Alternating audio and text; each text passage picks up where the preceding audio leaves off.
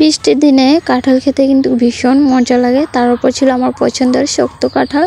তো এই কাঁঠালটা আমি অনেক পছন্দ করে খেয়েছি। তো কাঁঠালটা অনেক মিষ্টি ছিল।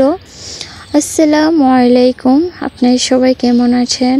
আমিও আল্লাহর রহমতে ভালো আছি। আমার ভিডিওটি কাছে কিংবা দূরে, দেশ কিংবা দেশের বাহিরে যারা দেখছেন তাদেরকে অসংখ্য ধন্যবাদ। এদিকে রুমি পেয়ারা গাছ থেকে পায়রা নিল।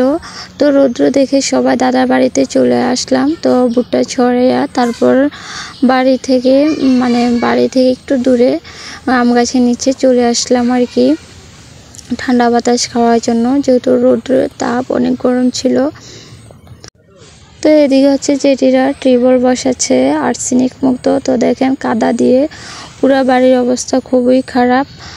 তো সব কিছু একটু একটু করে ভিডিও করে নিচ্ছি। এদিকে হচ্ছে ছোট্ট একটা কলা গাছে কলার ছড়ি দেখেন, মাশাআল্লাহ অনেক বড় ছিল কলার ছড়িটা।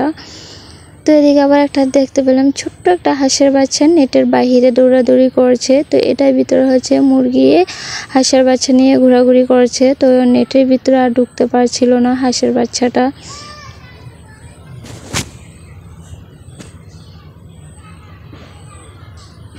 আমার ভিডিওটি যদি ইউটিউব চ্যানেল থেকে দেখে থাকেন প্লিজ সাবস্ক্রাইব করে পাশে থাকবেন। আর পুরাতন আপু ভাইদেরকে অসংখ্য ধন্যবাদ। এদিকে একটা হাঁসের বাচ্চা আর একটা হাঁসের বাচ্চার সাথে মিশে গিয়েছে। তো এই দুইটা বাচ্চা নেটের বাহিরে, তো দোনোটায় খেলা করছে আর কি। তো ভিতরে দেখছি অনেকগুলা বাচ্চা মুরগির সাথে। আমার ভিডিওটি যদি ফেসবুক পেজ থেকে দেখে থাকেন ফলো দিয়ে পাশে থাকবেন।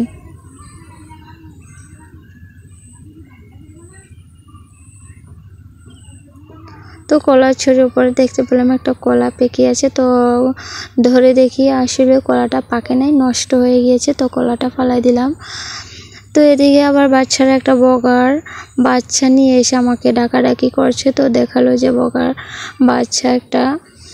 তো আমার ভিডিওটি কেমন লেগেছে আপনারা সবাই কমেন্টের মাধ্যমে জানাবেন।